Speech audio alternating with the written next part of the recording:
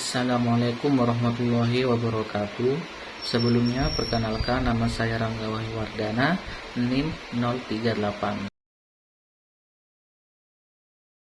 Pertanian adalah kegiatan mengelola sumber daya alam hayati dengan bantuan teknologi, modal, tenaga kerja, dan manajemen yang bertujuan untuk menghasilkan sebuah komoditas pertanian yang mencakup tanaman pangan, hortikultura, perkebunan, dan atau peternakan dalam suatu agroekosistem untuk memenuhi kebutuhan manusia. Komoditas unggulan pada setiap subsektor pertanian yang ada di daerah Kecamatan Dasu, Kabupaten Sumeneb, yaitu yang pertama tanaman pangan, terdapat jagung, padi, singkong, dan kacang tanah. Yang kedua perkebunan, terdapat kelapa, tembakau, cabai jamu, dan jamu mente. Yang ketiga adalah peternakan, terdapat sapi, kambing, dan ayam. Yang keempat ada hortikultura, terdapat bawang merah dan cabai rawit. Yang selanjutnya kehutanan, terdapat jati dan akasia. Dan yang terakhir perikanan, terdapat udang, lele, dan nila. Berdasarkan sejarah pertanian pada masa lampau, pertanian muncul ketika suatu masyarakat didorong harus mampu untuk menjaga ketersediaan pangan untuk mempertahankan hidup minimal dari dirinya sendiri. Pertanian memaksa suatu kelompok untuk menetap sehingga mendorong munculnya peradaban. Seiring berjalannya waktu, terjadi perubahan peradaban dalam sistem kepercayaan, pengembangan alat-alat pendukung kehidupan, dan juga kesenian. Akibatnya diadopsinya beragam teknologi pertanian dari yang sangat sederhana hingga modern. Di Indonesia, gambaran perkembangan pertanian sejalan dengan tingkat perkembangan cara orang Indonesia dalam memanfaatkan sumber daya hayati. Pertama, kegiatan pengumpulan makanan dari yang terdapat di alam bebas dengan cara memungut dan berburu. Yang kedua, pertanian berpindah. Hal ini dikarenakan alam tidak lagi cukup bisa menyediakan sumber bahan makanan dan pakaian bagi suatu komunitas. Yang ketiga, pertanian menetap. Hal ini ditandai dengan dibukanya lahan pertanian pada suatu tempat yang menetap dan selanjutnya menjadi cikal bakal terbentuknya organisasi pemerintahan desa secara tradisional. Yang keempat, livestock farming atau peternakan. Pertanian yang sudah mengkombinasikan dengan usaha peternakan. Yang kelima, pertanian industri. Hal ini dikarenakan dalam skala besar untuk memenuhi kebutuhan akan industri tertentu seperti pabrik gula, pengolahan latek atau karet mentah, pabrik spiritus, dan lain-lain. Yang keenam, pertanian modern yang 100% berorientasi pada pasar.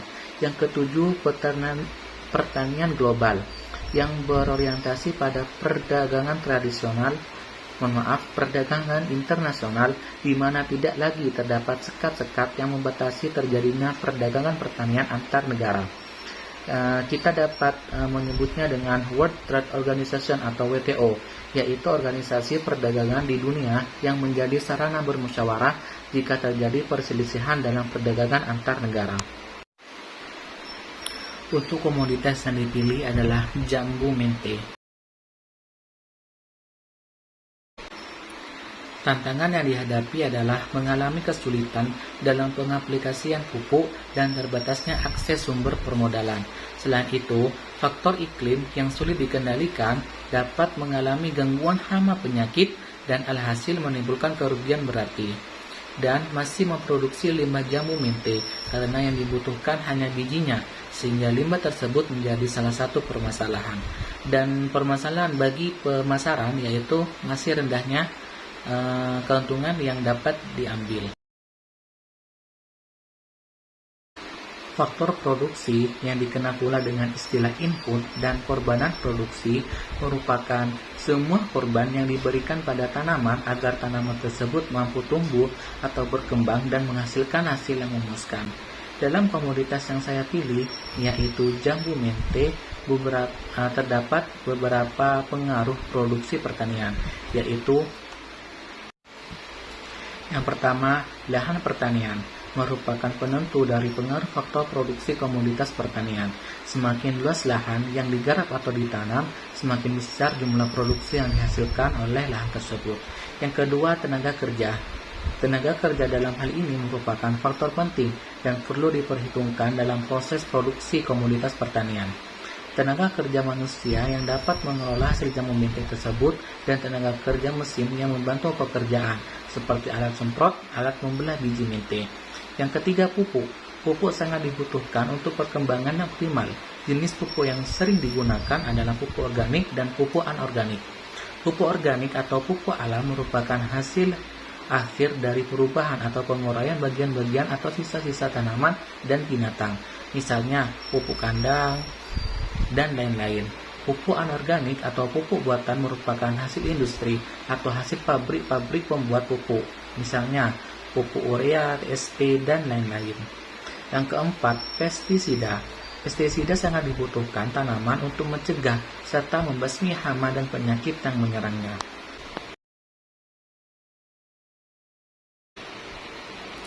Arti dari pasca panen adalah sebuah tindakan yang dimulai dengan pemungutan hasil bumi, lalu kemudian diolah dengan cara tertentu hingga sampai tahap siap dipasarkan.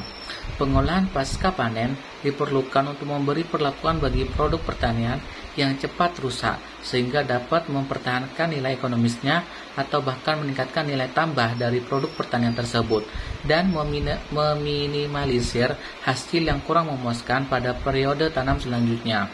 Kegiatan pasca panen dimulai dari saat panen hingga produk tersebut di tangan konsumen, meliputi pemetikan hasil, pembersihan lahan, pengangkutan hasil, penggunaan pasca panen, penyimpanan, hingga mendistribusikan hasil panen atau olahan.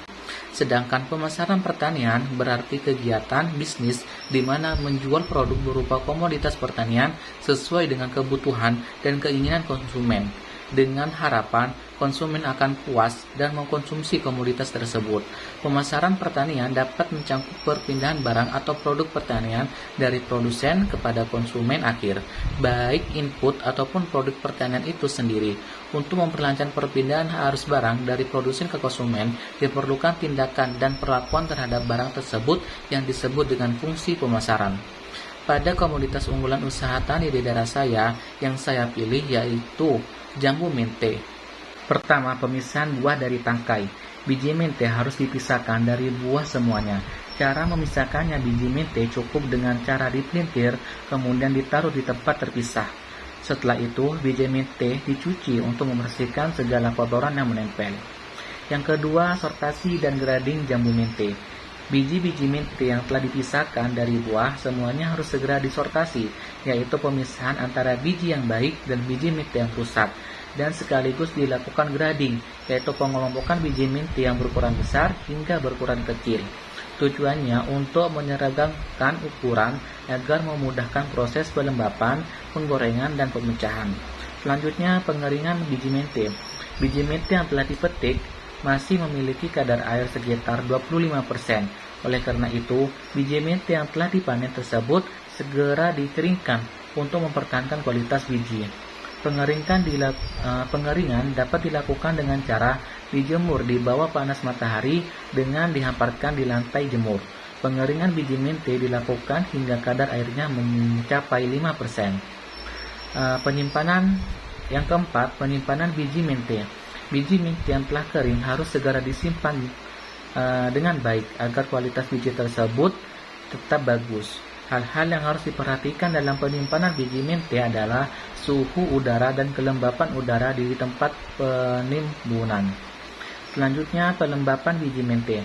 Biji mente yang telah dikeringkan dan disimpan umumnya memiliki kadar air 5%. Biji tersebut bila akan dipecah untuk diambil kacang mentenya harus digoreng terlebih dahulu. Namun sebelum digoreng, biji mente yang memiliki kadar air rendah harus dinaikkan lagi kadar airnya hingga batas optimum sekitar 16%. Peningkatan kadar air biji mente dilakukan dengan cara pelembapan. Lama proses pelembapan bervariasi antara 24 sampai 48 jam atau sekitar 1 sampai 2 hari. Tergantung pada besarnya ukuran biji mente, kadar air tergantung pada besarnya ukuran biji mente, kadar air dikehendaki, dan proses pelembapan yang digunakan. Yang keenam, pengambilan kacang mente.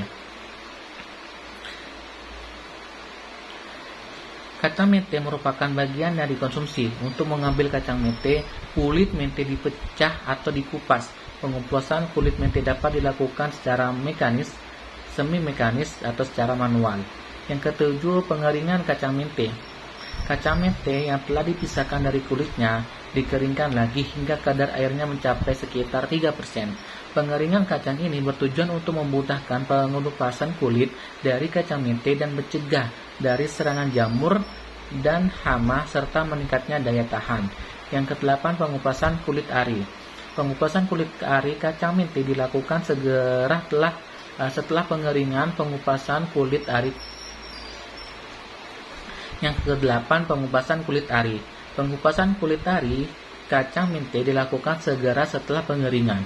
Pengupasan kulit ari kacang mente yang dilakukan secara manual dapat dikerjakan dengan penggesekan menggunakan jari tangan secara hati-hati atau menggunakan pisau jika sulit dilakukan dengan tangan. Yang kesembilan, pelembapan mente. Sebelum dikemas, kacang mente yang telah dikeringkan dengan kadar air 3% harus dilembabkan hingga mencapai kadar air 5%. Pelembapan kacang mente dilakukan dengan menyimpannya di dalam ruangan pelembab secara beberapa jam. 10. Pengemasan. Untuk mencegah kerusakan kacang mente perlu dikemas dengan baik. Pengemasan selain melindungi kacang mente dari kerusakan serangga, bertujuan pula untuk melindungi kerusakan mekanis karena pengangkutan untuk kerusakan fisiologis karena pengaruh lingkungan suhu dan kelembapan. Yang 11, menyimpan kacang mente. Dalam penyimpanan ada beberapa hal yang harus diperhatikan seperti ruang gudang. Penyimpanan harus selalu bersih, memiliki konstruksi yang kuat, pintu-pintu yang rapat, memiliki ventilasi, memiliki penerangan. Penataan peti kemas harus disusun secara teratur. Suhu udara dalam gudang diusahakan selalu konstan, yaitu 30 sampai 37 derajat Celcius. Pemasaran hasil pasar. Yang ke-12, pemasaran hasil. Pasar kacang mente sangat luas, mulai dari tingkat rumah tangga hingga tingkat industri makanan. Faktor penting dalam memasarkan hasil panen kacang mente adalah mendapatkan harga tinggi. Pemasaran kacang mente dengan jalur pemasaran yang pendek dapat menguntungkan semua pihak, yaitu petani, produsen, lembaga pemasaran, dan konsumen. Setelah melakukan panen, yang dilakukan selanjutnya oleh produsen adalah mendistribusikan hasil biji jambu mente. Dari informasi yang diperoleh melalui wawancara dengan responden, channel pemasaran biji jambu mente di Kabupaten Sumeneb terdiri dari 3 saluran pemasaran, yaitu yang pertama dari petani langsung ke konsumen, yang kedua petani disalurkan melalui pedagang pengecer kecamatan atau desa, dan terakhir konsumen, dan yang ketiga petani, setelah itu pedagang pengumpul, setelah itu disalurkan kepada pedagang pengecer di Kabupaten Sumeneb, dan yang terakhir konsumen.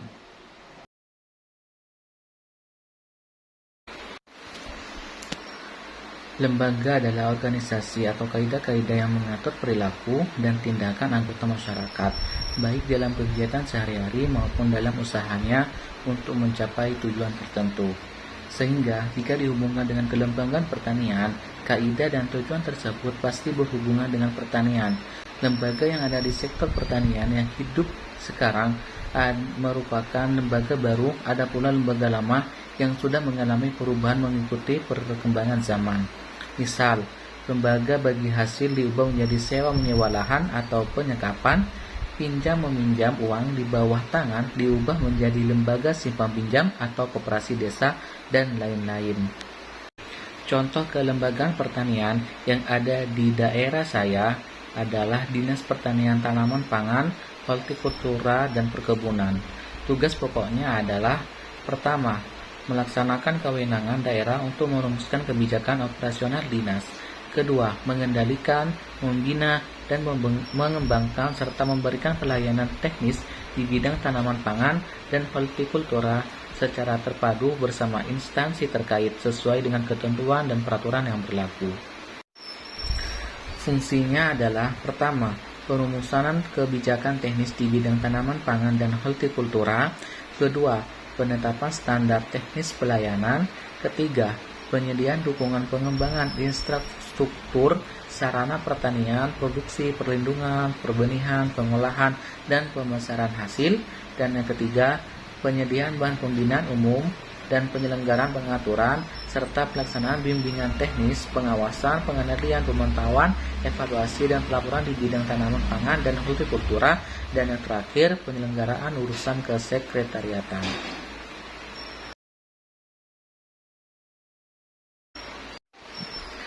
Sebagai generasi milenial atau muda yang menuntut ilmu perkuliahan di bidang pertanian, peran yang bisa saya lakukan menyukseskan dan memajukan pertanian Indonesia adalah: yang pertama, mengambil peran besar dalam proses pembuatan kebijakan sektor pertanian. Pada fase inilah, para pemuda dapat mengeluarkan gagasan-gagasan cemerlangnya guna kemajuan petani dan pertanian Indonesia. Diharapkan para pemuda memiliki pengetahuan yang mendalam dan punya data-data empirik, tentunya akan sangat bermanfaat bagi pembuatan kebijakan di sektor pertanian. Kedua, memberikan inovasi pertanian. Ketidakberdayaan petani menghadapi sistem yang tidak menguntungkan perlu mendapat pendamping dari para pemuda. Dengan adanya sistem retenir, pedagang dapat dijadikan wahana para pemuda untuk memberikan kontribusinya. Dan yang ketiga, menjadi SDM pembangun pertanian. Saat ini banyak pemuda Indonesia yang memiliki cita-cita berkiprah di luar sektor pertanian. Tentunya, hal tersebut adalah hal yang wajar dan sah-sah saja. Namun demikian, setidaknya masih diperlukan para pemuda yang memiliki komitmen untuk terjun membangun sektor pertanian. Itulah penjelasan dari saya, kurang lebihnya mohon maaf. Wassalamualaikum warahmatullahi wabarakatuh.